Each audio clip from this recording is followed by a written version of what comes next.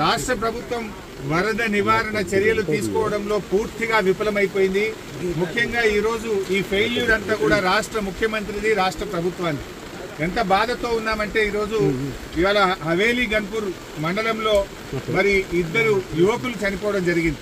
వాళ్ళ పిల్లలు, ముఖ్యంగా ఇద్దరు పిల్లలు గురుకుల పాఠశాలలో చదువుతున్నారు. వర్షాల వల్ల గురుకుల పాఠశాల లీక్ అవుతా ఉంది, మీ పిల్లల్ని తీసుకుపోండి అని ప్రిన్సిపల్ ఫోన్ చేస్తే పిల్లల్ని మెదక్కు పోయి తీసుకొచ్చుకుందామని బయలుదేరి మరి ఆటోలో నడుపుతున్నటువంటి యాదగౌడు, ఆటోలో కూర్చున్న సత్యనారాయణ ఇద్దరు కూడా ఈ వరదలో ఆటో కొట్టుకుపోయి చనిపోవడం జరిగింది. ఆ ఇద్దరు దాదాపు కొన్ని గంటల పాటు కరెంటు పోల్ పట్టుకొని ప్రభుత్వం నుంచి ఏదైనా సహాయం అందుతుందా, హెలికాప్టర్ వస్తుందా, ఎన్డీఆర్ఎఫ్ బృందాలు వస్తాయా అని 4-5 గంటలు ఎదురు చూశారు. కరెంటు పోల్ మీద నుంచి ఫోన్లు కూడా చేశారు. కానీ కలెక్టర్ గారు కానీ జిల్లా యంత్రాంగం ఎవరు స్పందించలేదు.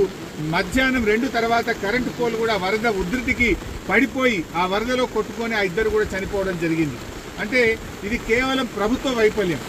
నిన్న ఒక మంత్రి గారు మాట్లాడుతూ అంటాడు, హెలికాప్టర్ అంత అవసరమైతే తప్ప వాడద్దట, మీరు మాత్రం పెళ్లిలకు వాడుండ్రి, బీహార్లో రాజకీయాల కోసం వాడండి, మీ సొంత కార్యక్రమాలకు వాడుకోండి. ఆనాడు ఖమ్మం జిల్లాలో కూడా హెలికాప్టర్ పంపకపోతే ప్రాణాలు పోయినాయి. ఇవాళ మెదక్ జిల్లాలో కూడా సకాలంలో హెలికాప్టర్ రాక ప్రజల ప్రాణాలు పోయినాయి. అంటే ప్రభుత్వం ముందస్తు చర్యలు తీసుకోలేదు. నిజాం సాగర్లో ఈ వరద ఉధృతిని చూసి గేట్లెత్తి ముందుగానే నిజాం సాగర్ను ఖాళీ చేసి ఉంటే బ్యాక్ వాటర్లో ఇంత నష్టం జరిగి ఉండేది కాదు. అటు ఇంజనీరింగ్ లోపం ఉంది, ప్రభుత్వ వైఫల్యం ఉంది. నిన్న ముఖ్యమంత్రి గారు ఇంత వరదలు వస్తుంటే వీడియో కాన్ఫరెన్స్ పెట్టి అత్యవసరంగా రివ్యూ చేయాల్సిన ముఖ్యమంత్రి ఆయన మూసీ సుందరీకరణ రివ్యూ చేస్తున్నాడు. ఇవాళ పొద్దున్న లేచి ఆటల పోటీల గురించి రివ్యూ చేస్తుంది. ఒక దిక్కు ప్రజల ప్రాణాలు పోతున్నాయి, తాగడానికి నీళ్లు లేవు.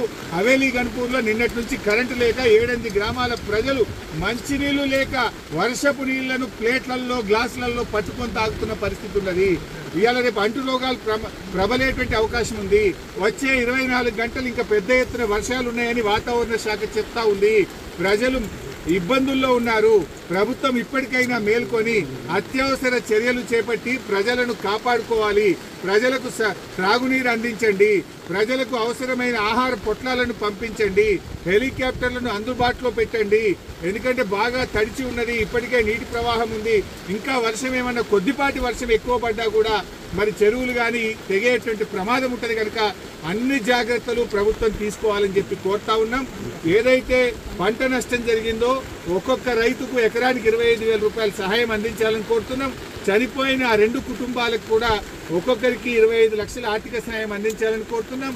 ఇక్కడే పక్కనే దూప్ సింగ్ తండా ప్రజలు తండాను వదిలిపెట్టి గుట్ట మీద ఉన్నారు. రాత్రంతా కూడా గుట్ట మీదనే ఉన్నారు. వాళ్ళకి మంచినీళ్లు లేవు.